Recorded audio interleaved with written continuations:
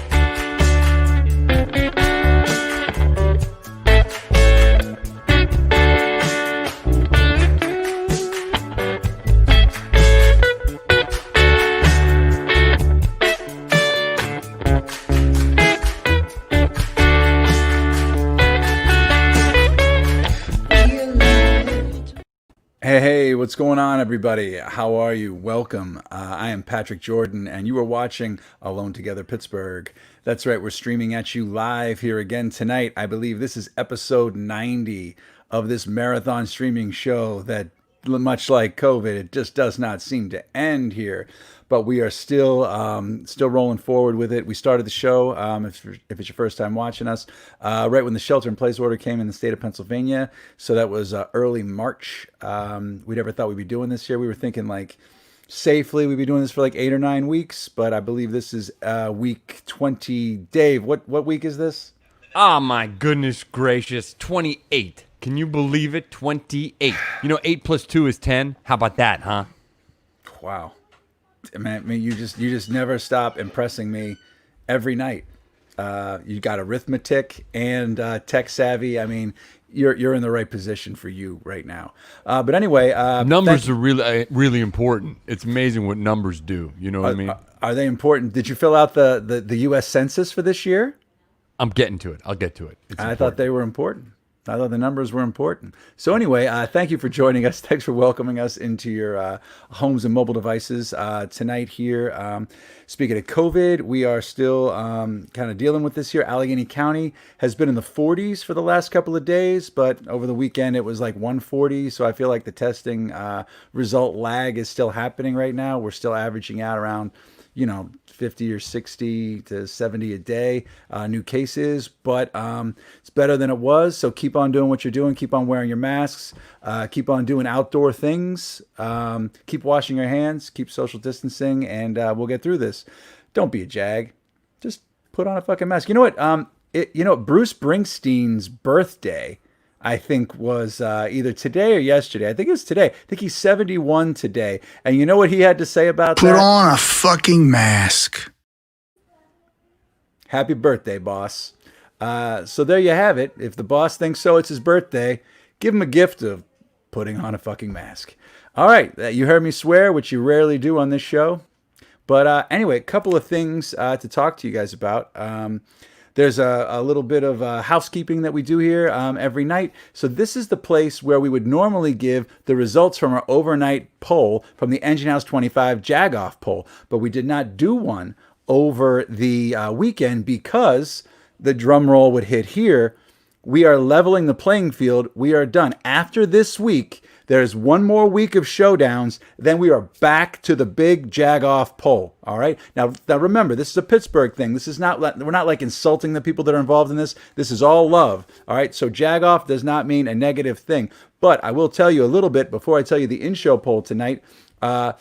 Engine House 25 Winery is located right there in where the Strip District meets Lawrenceville at 3339 Penn Avenue. It also houses the Roberto Clemente Museum if you're looking for a landmark. If you go to eh25.com, you can see the fantastic selection of wines that they have there. The reds are killer. You'll notice the sports labels there. That's because it comes with the Clemente Museum. They do all their own artwork. Each bottle is a work of art. And just to let you know that if you let them know at eh25.com that you found out about them from our show, Alone Together Pittsburgh, you'll receive $5 off per bottle. That's not per case, that's per bottle. So if you buy a couple of cases, you're saving hundreds of dollars here. Maybe a few cases would be hundreds of dollars. But anyway, get on that, eh25.com. Now, we have a little thing called the in-show poll that only you, our live viewing audience, can watch. People that watch us on the West Coast later, they tend to miss out. The people who listen to us on the audio version on the podcast, which you can listen to it anywhere you get your podcasts, they're going to miss out. You get to vote. And I'm going to give this to the Commandant. Dave is going to let us know what's going on with the in-show poll tonight. Oh, this is a good one. This is for all you boxing fans out there, because we've got the preeminent expert in the boxing world of Pittsburgh. This in-show Jagoff is for you people out there. We are doing a neighborhood off. These are historical neighborhoods that spawn some of the best boxers in the business, and it's up to you to decide. Is it Northside, East Liberty, Lawrenceville, or Monessen that spawned the absolute most brutal, badass, bumpin', cool dudes or dudettes that became historical boxers that made Pittsburgh the boxing town that it is today? So, vote away. This is your chance. People at home listening as podcast listeners, forget it. They don't get that chance. People that are watching the show tomorrow, they don't have that chance. You are special. We love you. We love that you're here tonight with us together. It's special. So this one's in your hands, Pittsburgh. Make us proud. Now, there are so many neighborhoods that we could have chosen, and we picked those. We talked to a confidant named Michael McSorley who helped us out. He gave us a throw in there, but there are others. Now, the reason we did that is because of our lineup of guests here tonight. Later on in the show tonight, we've got Douglas Cavanaugh is going to be here. He is the preeminent, boxing historian for the Pittsburgh area and wrote a fantastic book called Pittsburgh Boxing, A Pictorial History. So he's going to talk to us about that, about boxing, and about a lot of fun stories about a lot of boxers and a lot of people that you may or may not know were very involved in boxing, namely, a former owner of the Pittsburgh Steelers, Art Rooney. So we're going to talk about a lot of those things with him. We also have Erin Hart is going to be talking Farm2Table. Jennifer Tober is going to be talking about Pittsburgh Shakespeare in the Parks production of Cymbeline happening this Friday. But before we get to that, we have something special tonight because normally She's only here on Fridays, but because we are doing something special on Friday, we are doing a takeover for the Allies Ball takeover is going to be happening on Friday. So we didn't want to miss having 5 minutes with Natalie Bencivenga. So we're going to have it for you tonight, right now.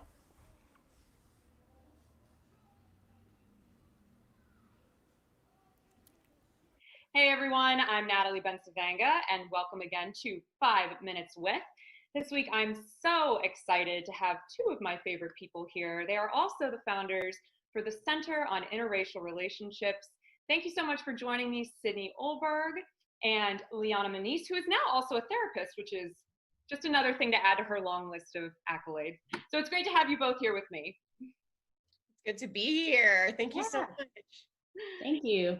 Absolutely. So the minute everything went down, which was last week with Ruth Bader Ginsburg and her passing, it immediately made me think of the both of you and the work that you do, dealing with sort of the complex issues around relationships and how we relate to one another. And I think because there's been such a firestorm created around her passing, I thought it would be really important for us to have this kind of conversation.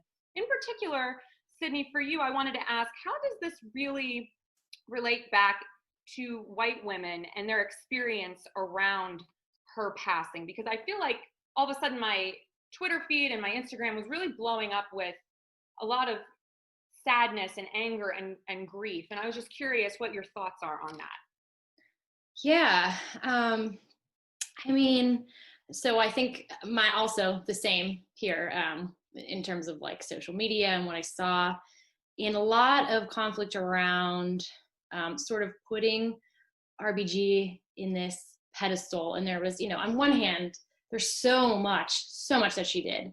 But I do think it takes me particularly back, and I'm speaking as a white woman, like you said, and that's my perspective and experience. Why are we so uncomfortable with acknowledging sort of like the fullness of her life and her work and what she's done? And, there's a sort of dehumanizing element to taking someone and reducing them just to like what they've done in terms of putting them on a pedestal. We're all complicated people. And, I think that the greatest thing we could do to honor her legacy is to talk about the things that were maybe not so inclusive, the things that were more supportive of someone like me, who's a white woman, and not as inclusive of women of color, queer folks of color, and how that's, at some level, that's also reducing RBG to just being this like good white lady, right?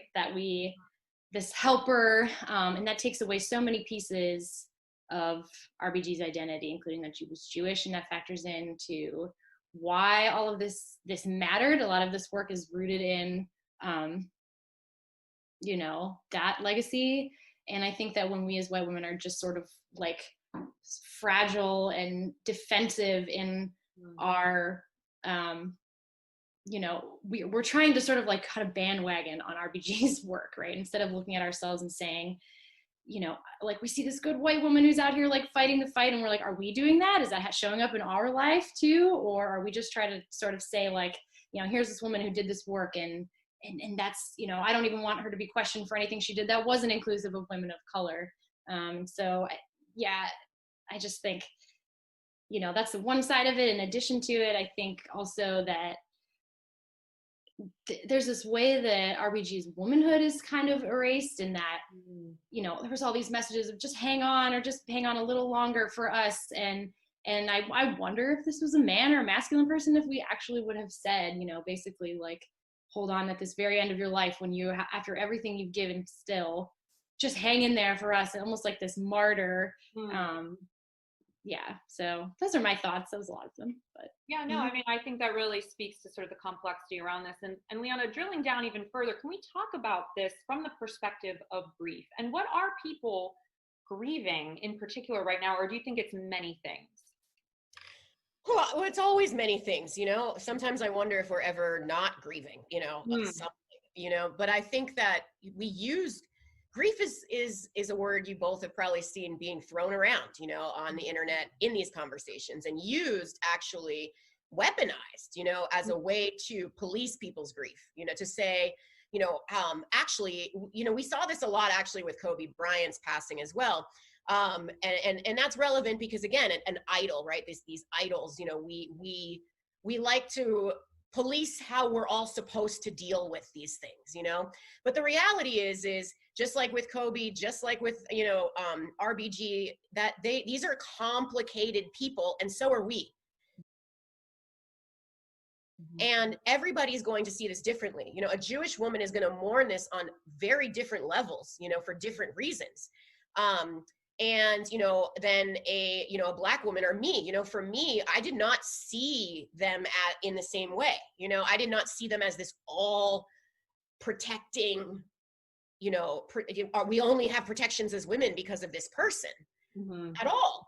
You know, and did I have respect and admiration for the work that they were doing? Sure. Did I think it was important? Sure. But I think that, you know, to come at people about when's too soon, you know, all of that sort of thing. It really, you know, Sydney said the word dehumanizing.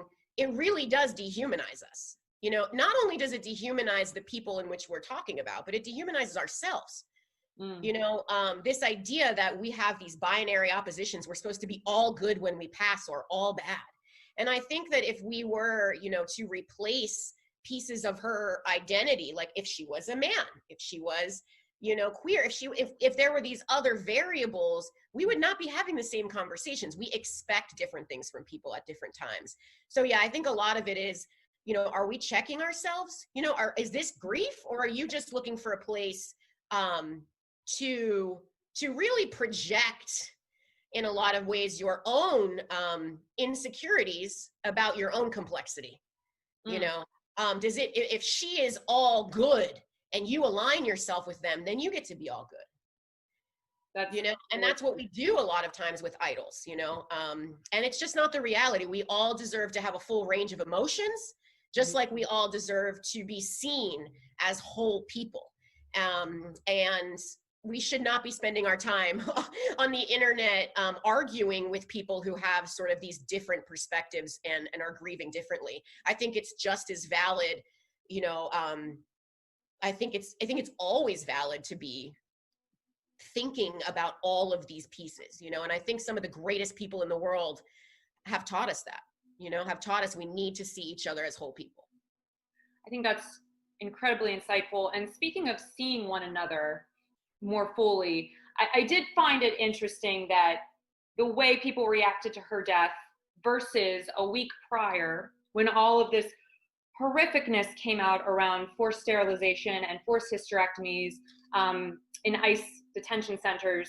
Can we speak to that? What is that disconnect? Why is that this disconnect? And how can we start to bridge these gaps and get people to integrate the way that they're thinking about reproductive and bodily autonomy?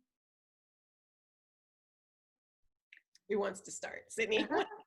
I was going to say, I have a thought in terms of, like, you know, speaking particularly from my perspective again, which, let me just say, that's something that A, I have to remind myself to do, and B, I think we always do need to do, because especially as white people, we're like taught to see ourselves and internalize ourselves as like we're the norms, we're neutral, and we need to like remember that we have a racialized and identity, you know, a lens through which we're seeing the world also. So I just wanted to throw that out there first, but I think that this kind of goes into a little bit of what Liana was saying about this binary and the way that we see ourselves in a binary. And so I think this seems disconnected from what you were saying about ICE, but I think it's where we always have to start, is this holding both, at least both for ourselves. Like, what as a white woman did I do this week that made me complicit in my own oppression and the oppression of others? Because I did something. There's definitely something. There's definitely more than one thing. And then the other hand, you know, what have I done to like address this? And being able to hold both, because I think so often, especially, you know, this sort of, there's definitely this fragile white woman, nice white lady, fill in the blank, you know, I could never be anything but my good intentions. And I think that like, that's something that I have to turn into a practice for myself. I have to say it's both of these things. It's at least both of these things. I am not just good or bad, but I have to do the practice of admitting to myself and out loud to other people, like, what have I done that has made me complicit in my own oppression, the oppression of others? And then I think that when I'm starting there, like, healing's not always comfortable. And when you're healing from racism as a white person, which that question for me is, it's not comfortable, but then that's where, like, I starting with myself, then I can think about, then when I move into the world, how am I moving?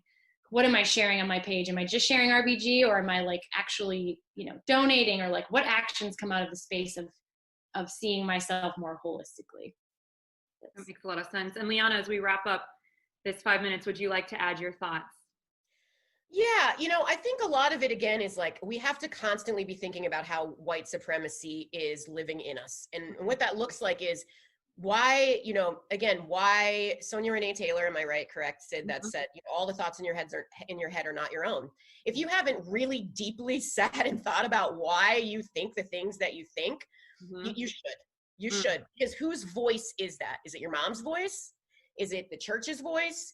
Is it, whose voice is it that we're actually coming from when we're full of these judgments? And I think right now an important place to remember, right now I'm reading this book, and I always have to plug some book because, I'm the bibliophile of all the groups, but I'm reading right now, They Were Her Property, by Stephanie E. Jones Rogers. And, it really addresses, this horrific, history of slaveholding women, which were known to be even more violent often, and, than their male counterparts. And they talk about how a lot of this is because, of this oscillation that they were experiencing between their dominance and their dependence. And I think so much comes down to that. So much comes down to this place of navigating that and how uncomfortable that is, particularly for white women, And I think that is a place of some difference when you get into, Jewish identity and other pieces. It's not the same, that's where some of these differences lie when we talk about white womanhood. And so, so that's really what I would say is challenging this, your uncomfortability, with seeing, how those things are living simultaneously, how historically, that domination and dependence has lived and still continues to live in our white supremacist society within you as a white woman. And I think that's probably some of the most powerful work that white women could be doing today, anytime, forever. I appreciate you both so much for taking some time, for sharing some really important thoughts around this topic. And hopefully, as we all work together towards collective liberation, we can stand in solidarity with one another. One of my favorite quotes is, the objective of getting free is to free others. So I love speaking about this, and especially with the both of you. You're so inspiring to me, and I learn so much every time I'm around both of you. And I can't wait to read that book now, Liana. I'll have to add it to my list. So thank you, ladies, for spending 5 minutes. Oh, yeah. Thank you. Thank you. Oh, hey, Natalie. I went light this week. You went really light this week. My head's exploding. But man, I tell you what, though, I mean, Liana's been on the show a couple of times. I love her perspective. She always kind of unlocks doors. And that was not, it's the first time I've heard Sydney speak either. So that was great. So you the timing couldn't have been better. Yeah, I know. Every time you and I lately have been on, it seems like the interview I gave makes sense for the space that we're in now, right? So right. Last week it was all about, RBG, and it really had gotten me to think about identity and how complexities within our own identities and the people around us, and how it makes us, the way that we're coloring the world, and the idea of sort of idol worship, especially right now. I think there's a lot of people that are not questioning leadership and just blindly following. And so I think it's important that we examine that. And I liked what Liana said, whose voice is in your head when you're hearing people saying certain things? Is that coming from you, or is that coming from somewhere else? And just to examine that space. And I just thought it was really important. And then today, obviously, with everything that happened with Breonna Taylor, I thought this is an important conversation to be having, because the people in power are beholden to us, not the other way around. So looking at that through the lens of our own identities and unpacking that, I think, is the first step in order to holding other people accountable in that space. Absolutely. Yeah. And you've got Liana and Sydney's info on the screen there right now. If anybody wants to find out a little bit they're more, brilliant. trying to get in touch with them, do that. I mean, we got a packed show. I mean, we could go on about this, and I would have loved to. I could listen to them talk for hours. Me We too. should probably earmark a whole other night for it. But before we move on, so you're here on a Wednesday. Yes, it's true. And normally I'm here on Fridays, but this Friday I'm going to be on your show. I'm still going to be here, but on a different capacity, because you guys have been so generous and amazing to share the space with Allies for Health and Wellbeing, and they're going to be doing the Allies Ball, and it's going to be virtual, and I'm going to be co-hosting with Miracle Jones from One Hood Media and Marty Cummings, and he's going to be performing, and it's going to be really fun. The revolution starts at home. So what we're doing here with that is we're doing a little Alone Together Pittsburgh takeover. Yes. So it's gonna kind of start off like a little Alone Together Pittsburgh show. We'll take care of a little bit of our business, and then we're just gonna give over the reins of the show. Now Dave and Pete are still gonna be behind the scenes, pulling the strings and pushing the buttons. But it's going to be, and the thing is, another thing, COVID disrupted the Allies Ball, which is also one of the best parties of the year, and for one of the best groups out there. Yeah. And so pay attention to that, and tune in on Friday to see something different. You're going to see a lot of stuff. And Marty Cummings, she's amazing. It's going to be wild. I love her stuff. Yeah, I'm a fan. So anyway, there you go. So Rebel. Check it out right here, and Natalie is going to be hosting that with Miracle Jones and who else were you hosting? And with? Marty. And Marty Cummings, of course. Well, of course, I was just talking about Marty. We're going to be popping in and out in between the performances. It's going to be many hats being worn. You never know. You never know who you're going to see. Well, anyway, tune in again. Thank you for another fantastic 5 minutes with. Thank you for the opportunity. Let's hope the next 5 minutes with is like about cotton candy, because everything's so much better. I look forward to that show. All right. Well, yeah. So do I. It's going to be a while, but thank you, Natalie, and we'll see you soon. Definitely. Great.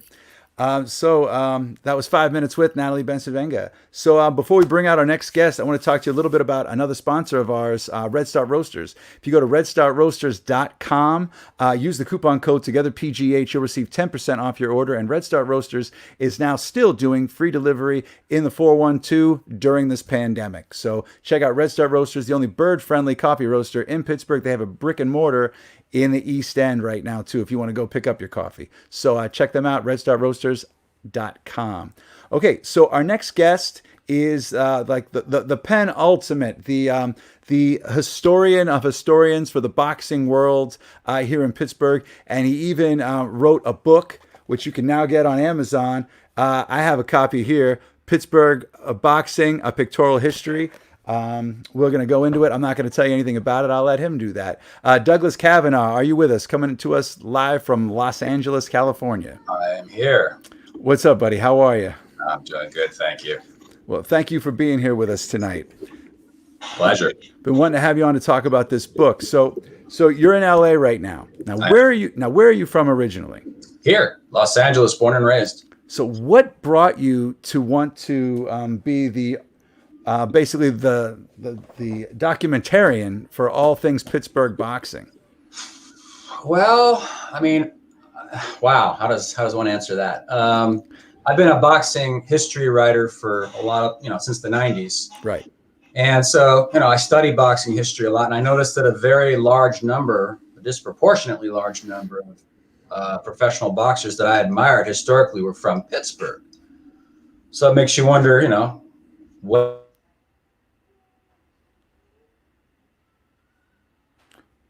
Frozen for a second. Makes you wonder what it is that bred all these great fighters. So I decided to look up a book and found that there was no book on the history. Really shocked me, considering how many people were from there, how many great fighters and champions and top contenders. So, Philadelphia had a book written on it.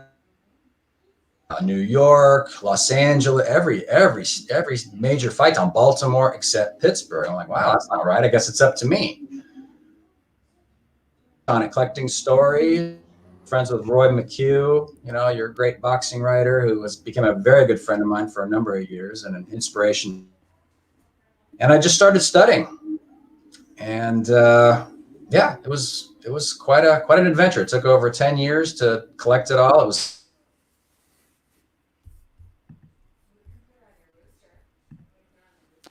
Pittsburgh Boxing and Pictorial History, and then families of fighters started coming out of the woodwork. So it was like the social network, like the network of fighters and families that talk, heard that you were doing this, and everyone started seeking you out to put in. Yeah, it was great. Or they would ask me for stuff. You know, have you heard of my, great grandfather? He fought at the turn of the century. He wasn't that great, but and I'm giving them pictures and stories, and they're tearfully saying thank you. And it's like, no, thank you. I'm glad I could do this for you. Roy McHugh called it a lost civilization, and that was he wasn't inactive. It is until now. Well, it's amazing. You can get the link is in the comments right now. If anybody's watching here right now to get to this book, we'll post them again a couple of times. The one thing that fascinated me, I thought I knew a little bit. I knew nothing. Your book, I mean, it's extraordinarily easy to read. Every page has its own stories. I mean, I'm flipping through here, but there's the Pictorial History is a perfect title. There's a photograph that goes with everybody. You can see the era of this, and I mean, I didn't realize how many fighters from the turn of the century on were from this area. Yeah, a lot. Right. I had to leave out some just for space sake. A lot of really good fighters I had to leave out. And you took you took this from like the early days up to like current fighters that are out right now. Yeah, that are just kind of starting their careers, that have a Olberg and Lubomir, the Ukraine Hurricane, I call them, the Ukraine Hurricane duo. Olberg and Lubomir. Yeah, the throwback fighters. The Demolition Man and the Ukraine Pitbull. Jeez. Yeah. They're a direct link to that past. Yeah, and you watch them fight. I mean, I watched them spar a little bit before I saw them fight the first time. Just everything from their personality to their faces. I mean, they look like. I mean, throwback is the thing, and they're both. I mean, fantastic fighters. They look hungry. They are. You see that. You don't see hunger. Most people, you see hunger with these guys. They come from an impoverished country, so they come here to make a better lives for themselves. I think they came here because they like the Rocky movie, and they thought Pittsburgh was close to Philadelphia. Maybe, I don't know, but you might know something I don't. I don't know, no, man. I doubt that's even possible. But that's fantastic with those guys. But I mean, some of the other great fighters in there. Obviously, we talked about this when Mike McSorley was on the show. He runs the Congrab Boxing Club, and where Lubomir and Oleg fight. Oh, there you go, perfect, right there. So and basically we did our in-show poll with him, and it was Harry Greb versus Billy Conn. All right. So Mike was torn because I mean that's his gym, and he's friends with the family and all that stuff. But he did tip his hat respectfully to Mr. Greb. And where do you fall with that? Oh, there's the question. Okay. Greb. Okay. Greb. And I mean, there's a lot about Greb that you capture in the book here. Some things that I didn't realize, that I didn't know. Conn is to me Pittsburgh's second greatest fighter of all time. Mm-hmm. Harry's the first. Okay. He beats everybody in every category practically except power, but he didn't punch for power. If you're fighting every week, these are the tools of your trade, and you have to preserve them. If you break them, you're not eating for several months until these heal. So he chose volume punching over power punching, and you had thinner gloves back then, so it was easier to break your knuckles. And he, you said he's fighting once a week, which he did. He fought on his honeymoon. Yeah, constantly. The day after he got married, he picked up a fight. Right, but I mean, I picked him over Conn because he was faster. He was more evasive, harder to hit. Billy was an orthodox boxer and a great one. Greb was unorthodox, and those were his meat, was orthodox boxers. He tied them in knots. They couldn't. The old saying goes, the world's greatest swordsman never has to worry about the world's second greatest swordsman. He has to worry about the guy who's never picked up a sword in his life, because that's the guy who's going to do the unexpected. Greb would fought like he had never fought in his life. He constantly changed rhythms, flow. I mean, he drove orthodox boxers crazy. Crazy. Awesome. Fantastic. What they have in common is the more they moved up in weight, the better they got. They made heavier fighters look stupid. Conn accomplished more at middleweight than he did at light heavyweight, but he's considered at his peak at light heavyweight, one of the great light heavyweights, because that's where he just became practically untouchable. And both he and Greb made heavyweights look silly. they couldn't touch him, and they had so much real estate for those two to hit at. They couldn't miss these guys. Khan's KO rate spiked dramatically when he fought heavyweight. Dramatic. He wasn't that big hitter, but he just couldn't miss these guys, so he could plant it a little more, hit a little harder, and he stopped them. And that's interesting. That might have counted in the big fight. Yeah.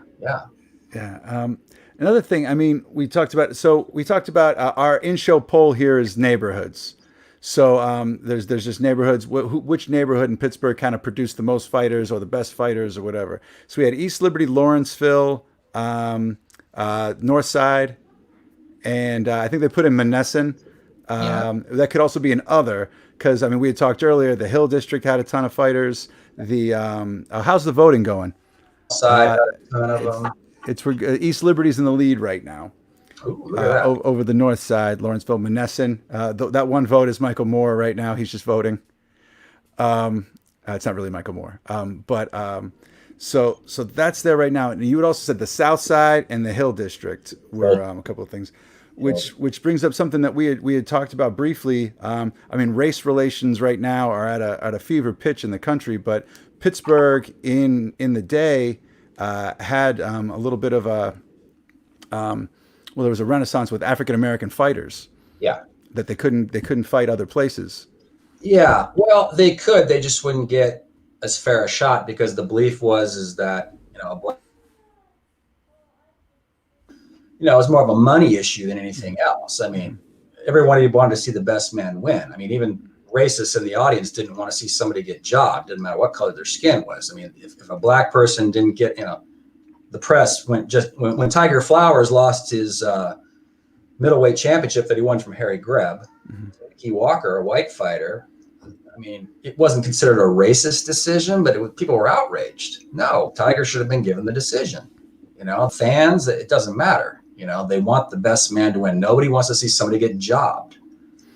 Right. So, but in Pittsburgh, you could find promoters like Jules Beck who found room on his cards for black fighters. And in fact, it was in Pittsburgh that we learned that, in fact, a fight between two black fighters could draw.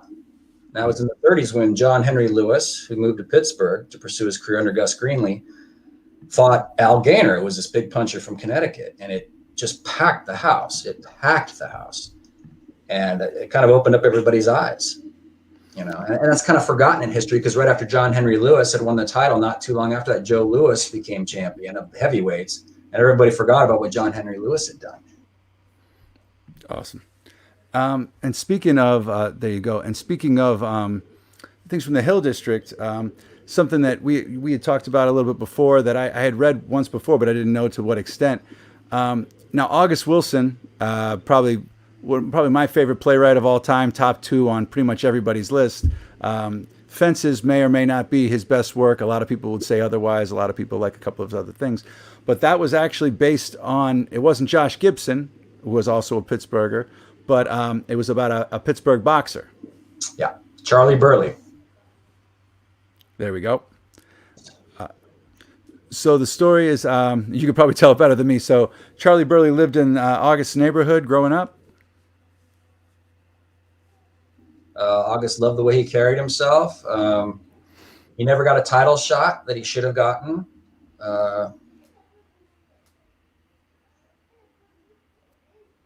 Ex-athlete who just never got a shot at the big time. There are people say, well, it's because he's black. Well, there were a lot of blacks winning titles back then, so that's not all true. But yeah, Burley was too good for his own good. He was dangerous, very dangerous. I guess a modern day equivalent would have been like Mike McCallum. Okay. He didn't have the charisma of a lot of Sugar Ray Leonard or a lot of those other guys, but he was a steady, dangerous performer.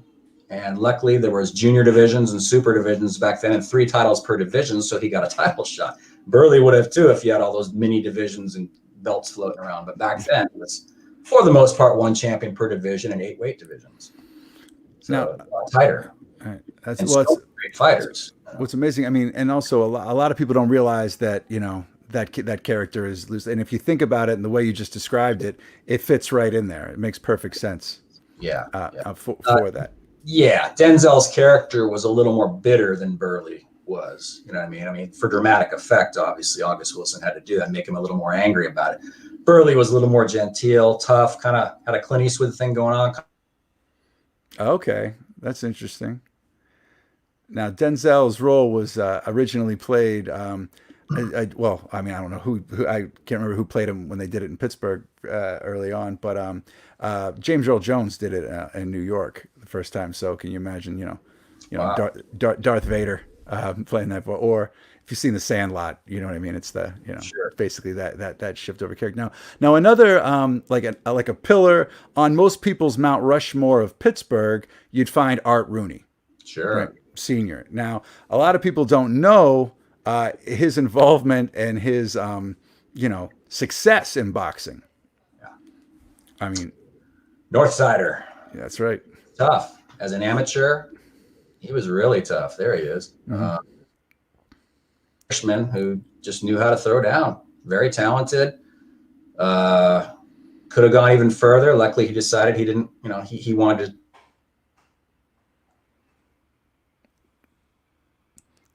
We lost you a little bit there. Couldn't half-ass it. You're either going to be a boxer or you're not. So he had so many interests and he wanted to pursue them. So, football, of course, and horse racing. He had his other interests. And he kept his toes in boxing.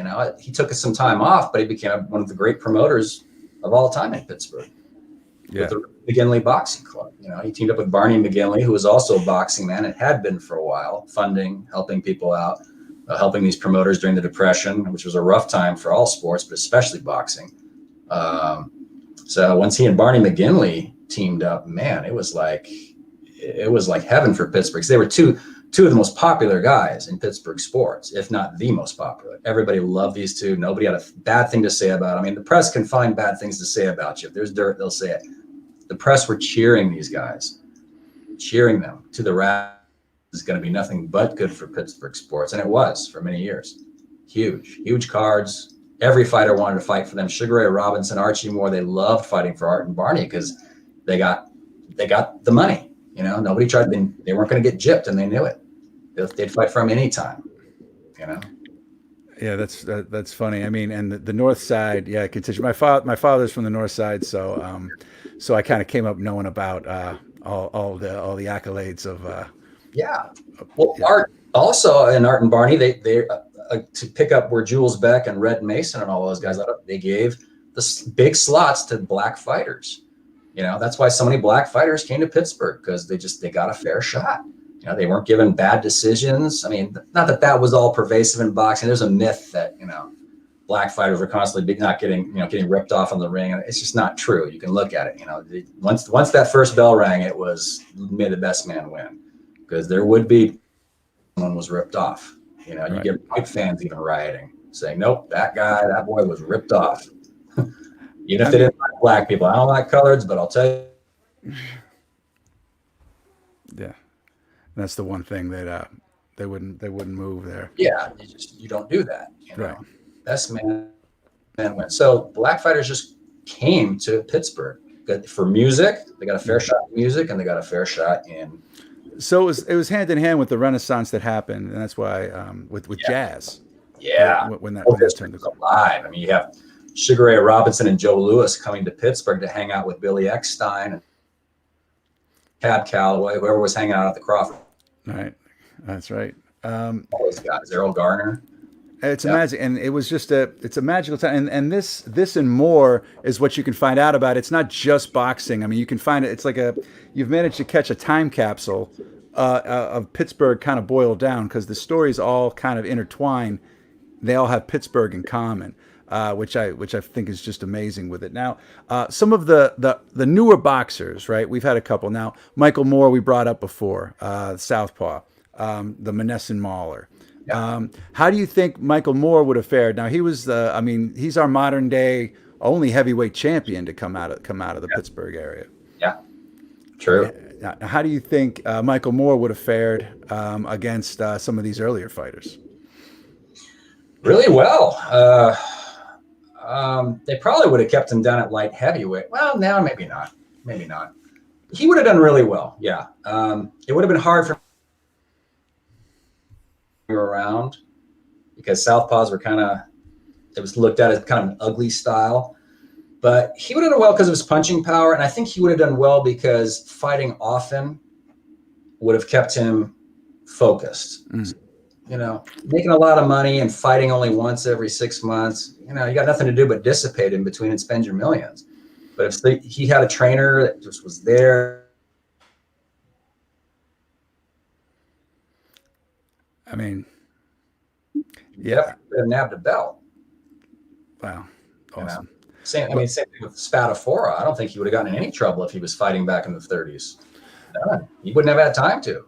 Yeah, I think wake up drinking. Boom, boom, boom, boom. There's no time for it.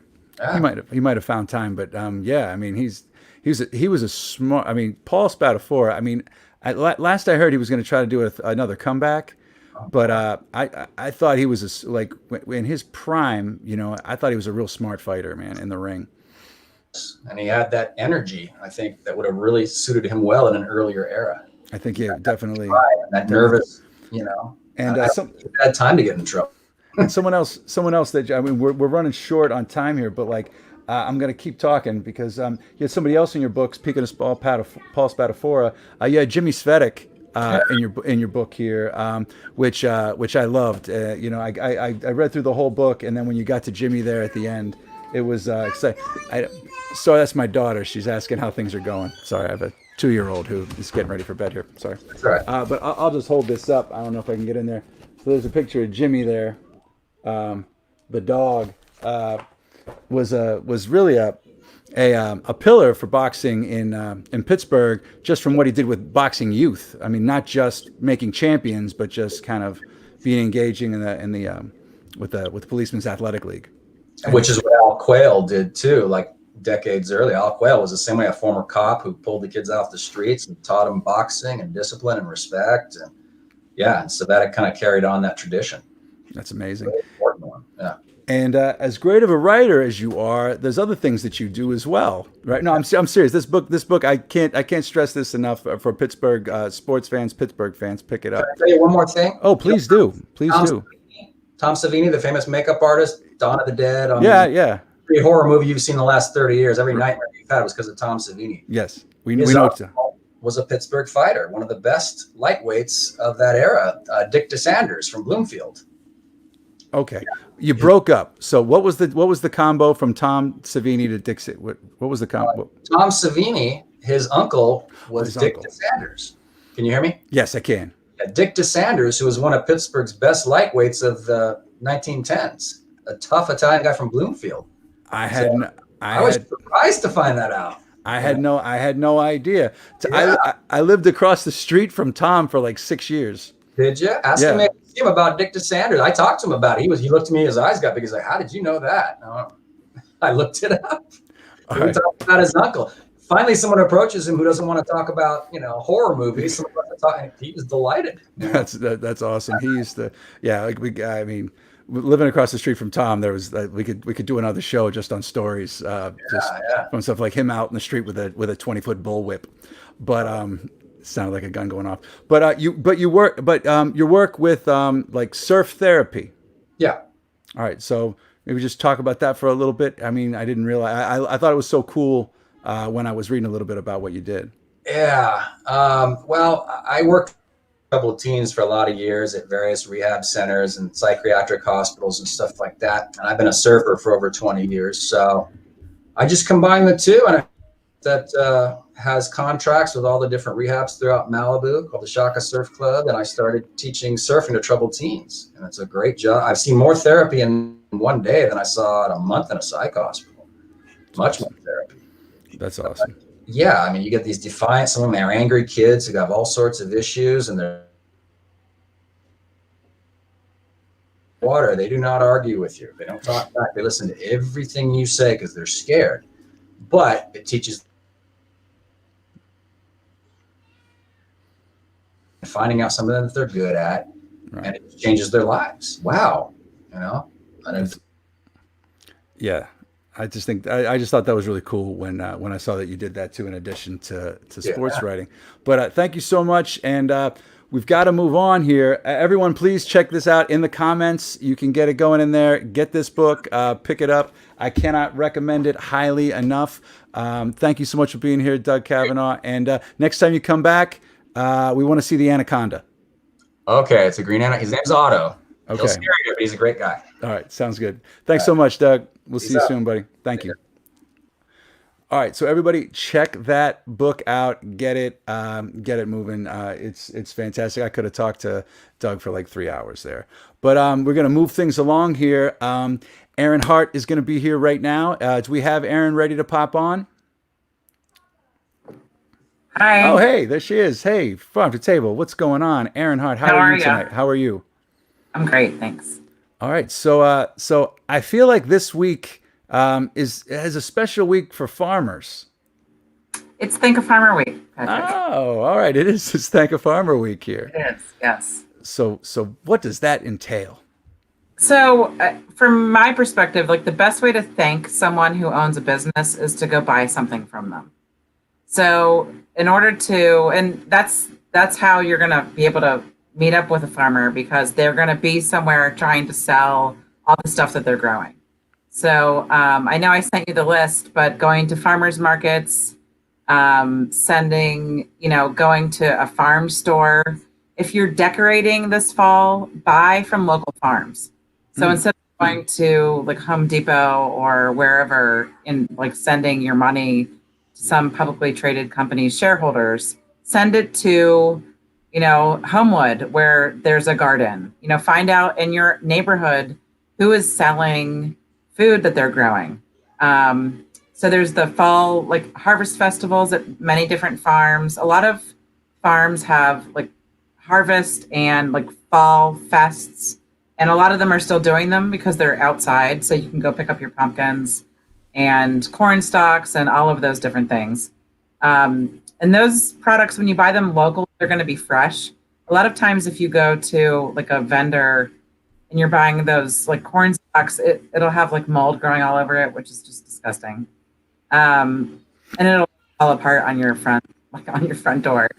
It's happening. And then the farm stores. So the farm stores are always great, like Bednar's, Brankel's, Sorgel's, Schramm's, Chanot's. I mean, they're everywhere. And if you ever want to like find out, if you don't know where one is, you can like send us a message on our social media and someone will get back to you. We're like the help desk. Yeah, and Chanot's and Sorgel's are not far away from each other. I mean, they're right in the same Right, neighborhood so you there. could hear that about. Exactly. We've been doing both for the last couple of years. They're fun. Yeah, they're great actually. Yeah.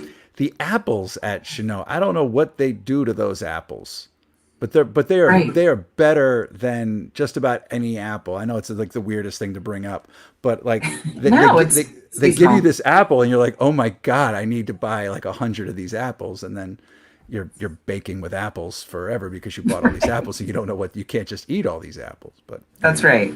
Anyway, that's my 10 cents. But yeah, that's fantastic. Anything else going on?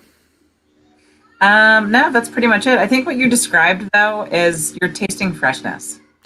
Yeah, I think you're right. So that's yeah. I mean, it's the same. It's a similar thing. If you grow some tomatoes in your backyard, maybe you get a couple of nice ones. I'm not saying if you have like a fancy garden, like like Pete has, or like just a you container. have, or whatever. Yeah, but like just a container, which is what we have in the back. Right. Just the smell from it. If you go to pick a little tiny tomato or something, it's something special. So I will agree with you on that.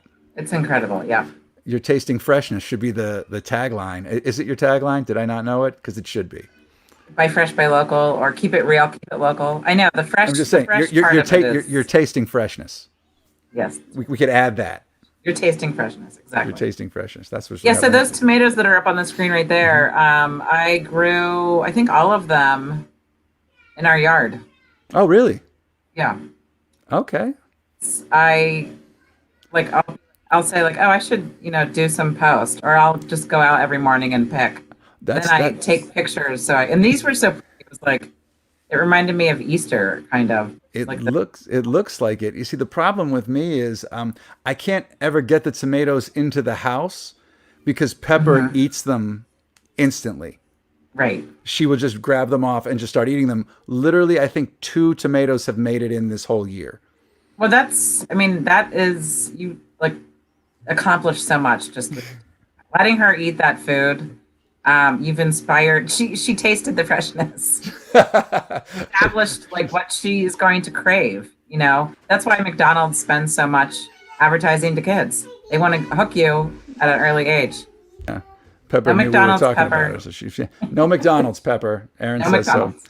so. So she's heading up to bed now. But anyway, yeah, but fantastic. So are we gonna see you next week, or is there any Yes. are there any specific farmers markets going on this weekend that maybe a specific one to check out? I mean, they're pretty much all still open.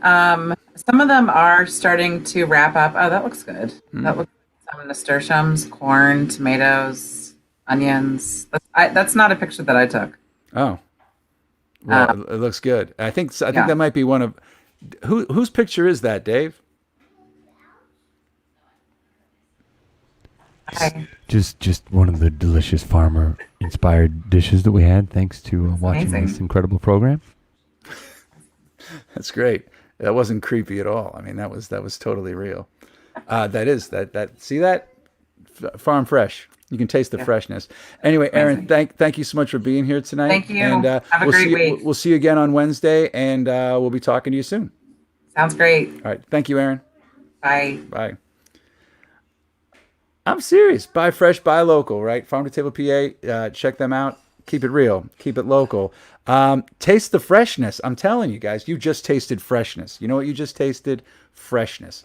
Anyway, thank you guys for sticking with us here tonight. We have one more guest coming at us tonight. They've got a show coming up. It's from Pittsburgh Shakespeare in the Park. We have Jennifer Tober is going to be here right now. I think she's coming to us from an event right now that she's at for her for the show. So we have Jen in the queue. There she is.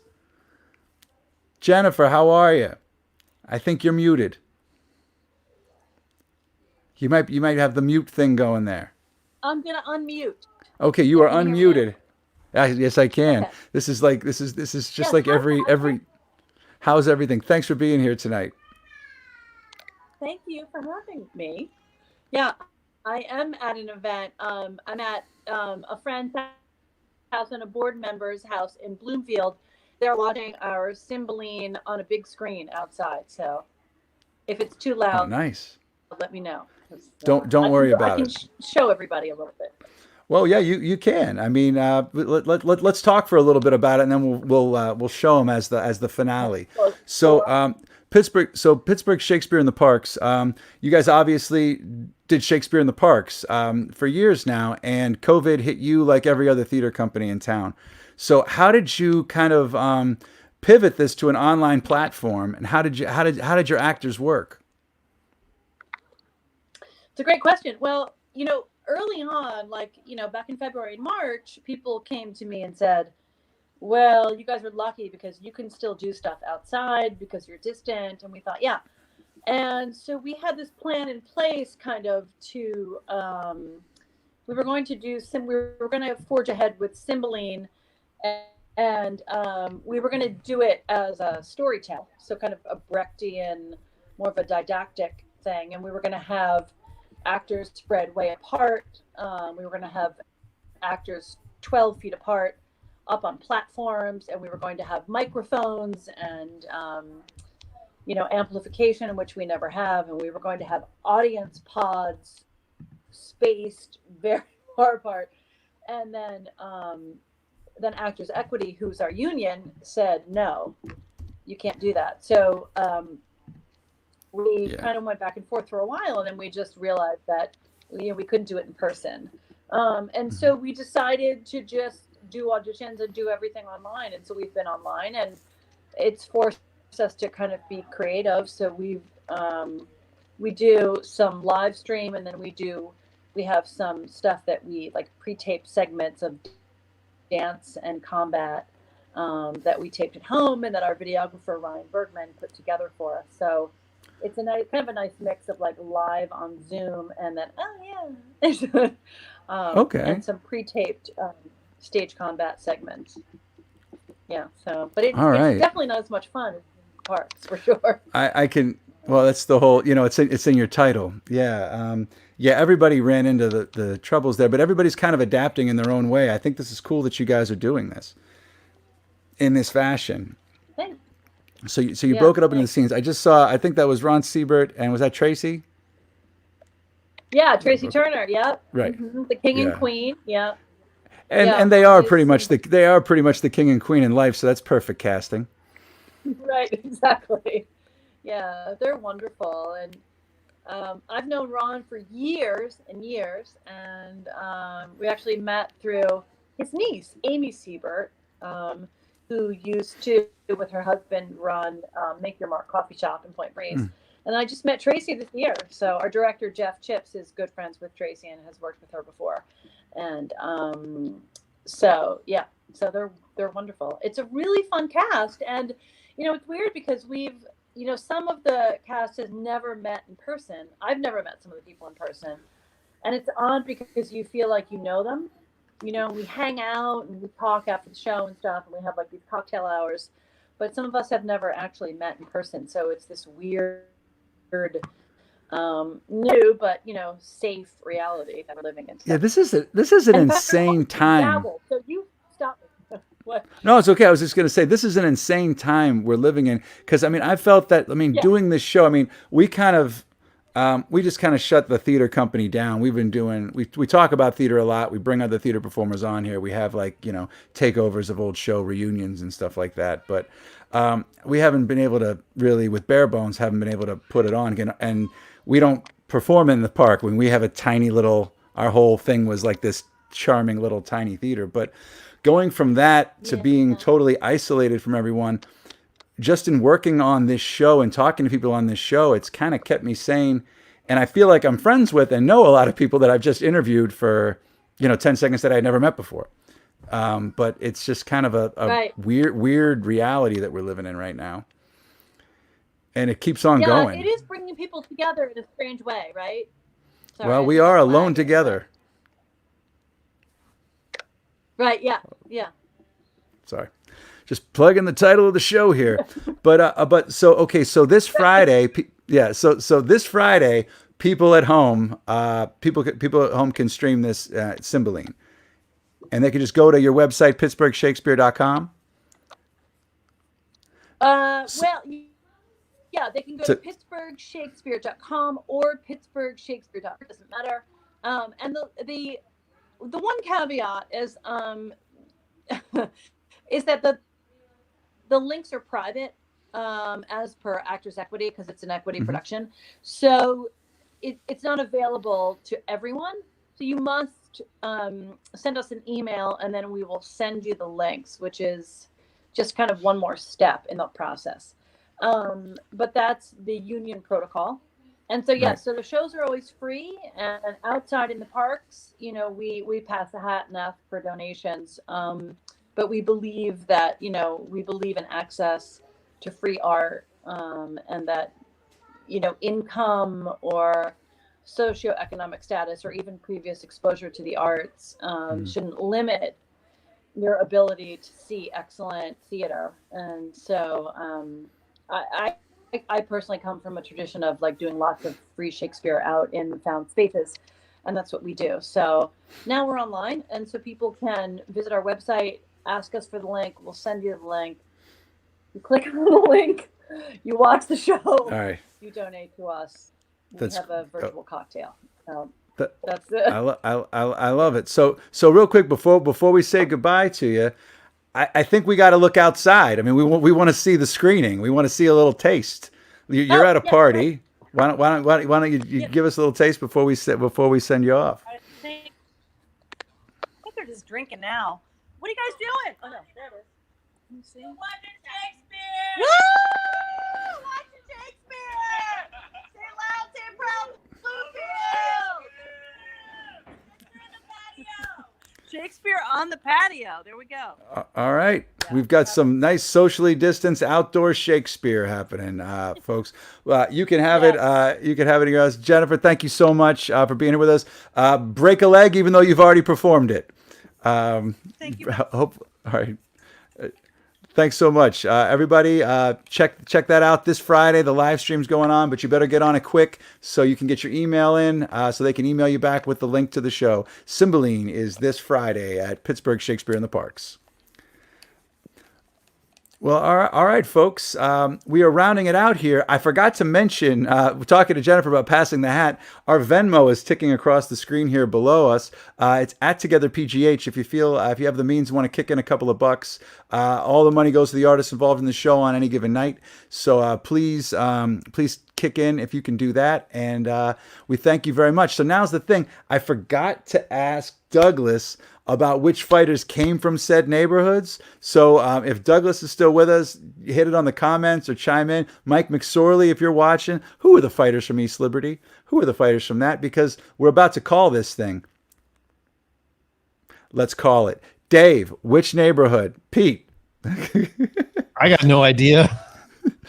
Hey, Pete. Doug's gone, baby. Doug's Pete, gone. I tell you what, I haven't seen you in a while here, man. Your hair looks fantastic. Thanks. It's all the stain and sawdust. Well, that's good. But right now, the stain is on Lawrenceville, Monessen, and East Liberty because North Side is running away with it. I'll tell you this right now. There is the North Side and there is the outside. Apparently, that is what it's come down to. The fighters, the chief, Art Rooney, is... and Mr. McGinley, they're all smiling right now because the North Side is the place for fighters. So who's from the North Side, Patrick? I know nothing about boxing. Well, Art Rooney and a bunch of... Was he a boxer? Did you watch the show? Which show? Alone Together Pittsburgh. Oh, no, I was watching some tutorials on deck staining. Very nice. Very nice. Dave Mansueto. So check this out, Dave. So we're Dave up there. We're wrapping things up here soon. That's just creepy. So we've got a big overnight poll. I think we should talk about this overnight poll. What do you think, Dave? This one pretty much speaks for itself. I'll save my words. Two titans do not need me to expose their greatness. They can expose themselves to you tonight in the Jagoff overnight poll. Wait, that's the wrong one. Don't look at that one. Look at this one. It is none other than Hill's Department Store versus Rick Sheback, two of the toughest Pittsburgh competitors in the Jagoff Corporation. They battle for the big bucks. It's up to you to decide. TogetherPGH.com/vote Pittsburgh. Are you ready?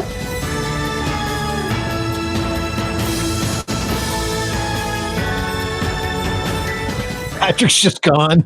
He's like, Mike couldn't handle it. He could not handle it. The man is blown off the screen by Hills and Rick Seaback. There just wasn't enough room on the screen. I hope you get Seaback and Hills in there. It was like popcorn filled the room and exploded him out of the. That was my popcorn. So big, I got bumped. That was such a big. I can't believe it. Like Rick Seaback versus Hills. Come on. Aren't people going through enough? So now they had to choose from that. So get your voting right now. Voting should be live right there. The winner will be announced tomorrow at 8:00, maybe 8:03. Tomorrow's going to be a fun show. Tomorrow's going to be a fun show. Why don't you tell the people at home who's going to be here tomorrow? Ooh. Well, our weekly segment, What Kate Ate, will be on.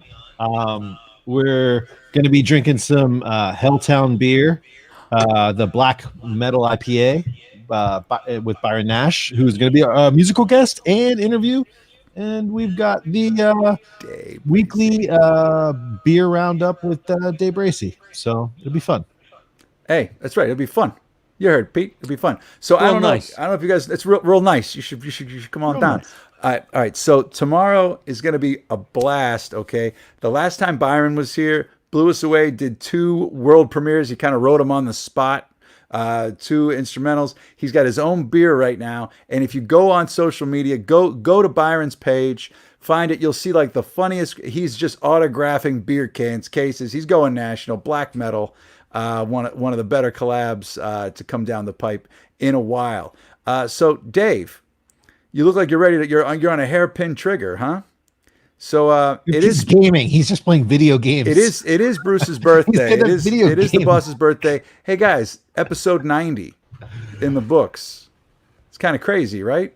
It's wild. I can't believe Bruce's birthday. It's my dad's birthday too. Happy birthday, Dad! Oh, happy birthday, Mr. M. Mansueto. That's fantastic. I would like to play a song for you, but we'll get shut down for copyright. You could things. sing it, Patrick. No, I couldn't. But you know who could? Dave, he's pointing at you. What are we doing? Birthday songs again? We're singing birthdays. I was going to say, if you want to do a birthday song for your pop, here's the birthday one. He knows this one. Happy birthday, happy birthday, happy birthday to you, ole. Chi-Chi's. That was cheesy. You got it. Oh my God. I would have joined in with you, but it would have thrown off the timing and no one would have heard the words. Totally not appropriate now, but that was the Chi-Chi song. Also, it didn't get us pinched for copyright infringement. You know that happy birthday thing is a minefield. You know what I mean? It is. Oh man. Ole. Happy birthday, Dad, 75. Love you. Wait. Is that copyright if you sing happy birthday? No. I think maybe it got settled, but for a while there was a family that was trying to stake claim to it. Whatever, you know. I had many birthdays at Chi-Chi's. I've had that song sung to me several times. Till they served up that poisonous pepper. What were those? The green onions, wasn't it, or was it peppers? What was it? Ooh, it was. I don't know, something. It was something funky. Onions. That's what it was. It was bad. Then everyone went to Don Pablo's. And everyone went Don Pablo's, apparently. Don Pablo's. Everyone went Don Pablo's. Well, anyway, Mr. Mansueto, happy birthday from all of us. Bruce Springsteen on his birthday wants to remind you. Hey, Patrick, it's Bruce Springsteen. I got a laryngitis right now, but I got to tell you something that's real important. Put on a fucking mask. That's cool. So he loves cute dogs. That's one. As a reminder, we're thinking about everybody tonight down in Kentucky. I hope everybody stays safe tonight. And Sally Wiggin sums up my mask wearing thing best. So I feel like Sally and that beautiful pooch, who Sally Wiggin would love, should have the last word tonight. What do you say, Pete? When I walk out and there's someone without a mask and they come too close to me, I'm just racked with fear, and then I want to punch them in the face. Fantastic. All right, Pete, last word for us. I got nothing. Okay. All right, folks. Back to... Yeah, there you go. Life doesn't matter. Thanks, buddy. All right, so that's it. We are done for tonight. We are back I thought you were actually wanting to talk to me for a second. I can talk to you. No, okay. I'm sorry to cut you off. It's all right. So tomorrow we are back tomorrow, 8:00. We got a great show, and then Friday, don't forget, we're not a regularly scheduled show. We are doing the Allies Ball. It is the takeover. So get it going. Stay safe. Keep your distance. Happy birthday, Mr. Mansueto. And maybe we should have somebody draw a pie on Dave's chest for you and put a candle in it. Happy birthday. We love y'all. Stay safe.